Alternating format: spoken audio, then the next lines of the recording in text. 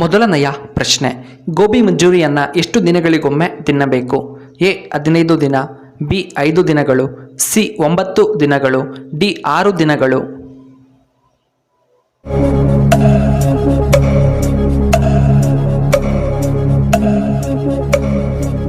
ಇದಕ್ಕೆ ಸರಿಯಾದ ಉತ್ತರ ಆಪ್ಷನ್ ಬಿ 5 ದಿನಗಳು.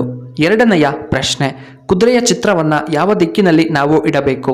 ಎ ದಕ್ಷಿಣ ದಿಕ್ಕು, ಬಿ ಈಶಾನ್ಯ ದಿಕ್ಕು, ಸಿ ಪಶ್ಚಿಮ ದಿಕ್ಕು, ಡಿ ಉತ್ತರ ದಿಕ್ಕು.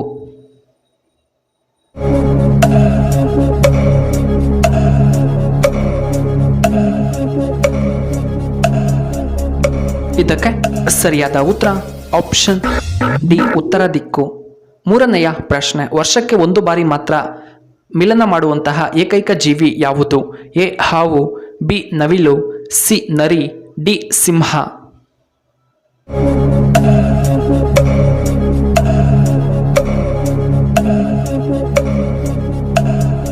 ಇದಕ್ಕೆ ಸರಿಯಾದ ಉತ್ತರ ಆಪ್ಷನ್ ಎ ಹಾವು. ನಾಲ್ಕನೆಯ ಪ್ರಶ್ನೆ, ಬಿಪಿ ಕಡಿಮೆ ಮಾಡಲು ನಾವು ಯಾವ ಹಣ್ಣನ್ನು ತಿನ್ನಬೇಕು? ಎ ಬಾಳೆಹಣ್ಣು, ಬಿ ಸಪೋಟ ಹಣ್ಣು, ಸಿ ಆಪಲ್, ಡಿ ಆರೆಂಜ್.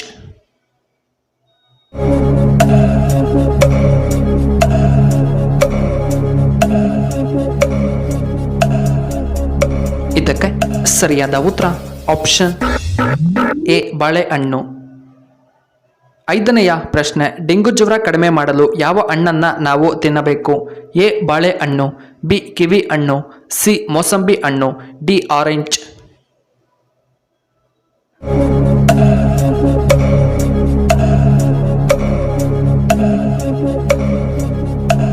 ಇದಕ್ಕೆ ಸರಿಯಾದ ಉತ್ತರ ಆಪ್ಷನ್ ಬಿ ಕಿವಿ ಹಣ್ಣು. ಆರನೆಯ ಪ್ರಶ್ನೆ, ಟೊಮೆಟೊದಲ್ಲಿ ಯಾವ ವಿಟಮಿನ್ ಕಂಡುಬರುತ್ತದೆ? A vitamin K, B vitamin D, C vitamin C, D vitamin A ಕಂಡುಬರುತ್ತದೆ.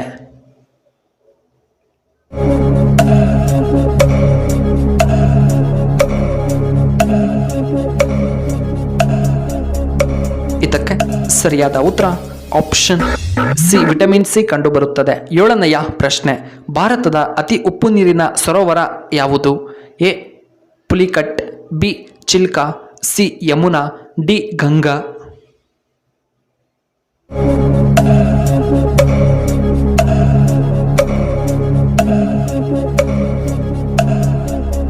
ಇದಕ್ಕೆ ಸರಿಯಾದ ಉತ್ತರ ಆಪ್ಷನ್ ಬಿ ಚಿಲ್ಕಾ. ಎಂಟನೆಯ ಪ್ರಶ್ನೆ, ಮಹಾಭಾರತವನ್ನು ರಚಿಸಿದವರು ಯಾರು? ಎ ವೇದವ್ಯಾಸರು, ಬಿ ಪುರಂದರದಾಸರು, ಸಿ ವಿಶ್ವಾಮಿತ್ರರು, ಡಿ ವಾಲ್ಮೀಕಿ ಮಹರ್ಷಿಗಳು.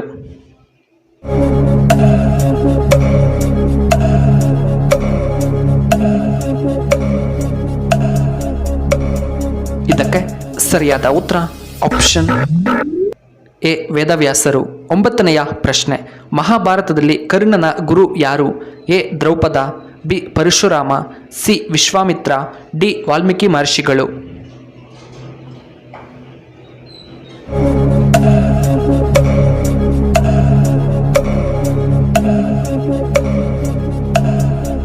ಇದಕ್ಕೆ ಸರಿಯಾದ ಉತ್ತರ ಆಪ್ಷನ್ ಬಿ ಪರಶುರಾಮ. ಹತ್ತನೆಯ ಪ್ರಶ್ನೆ, ಹಾಸ್ಯರತ್ನ ತೆನಾಲಿ ರಾಮಕೃಷ್ಣ ಎಂತಹ ಕವಿ? ಎ ವಿಕಾರ ಕವಿ, ಬಿ ಹಾಸ್ಯ ಕವಿ, ಸಿ ಅಪರೂಪದ ಕವಿ, ಡಿ ವಿಕಟ ಕವಿ.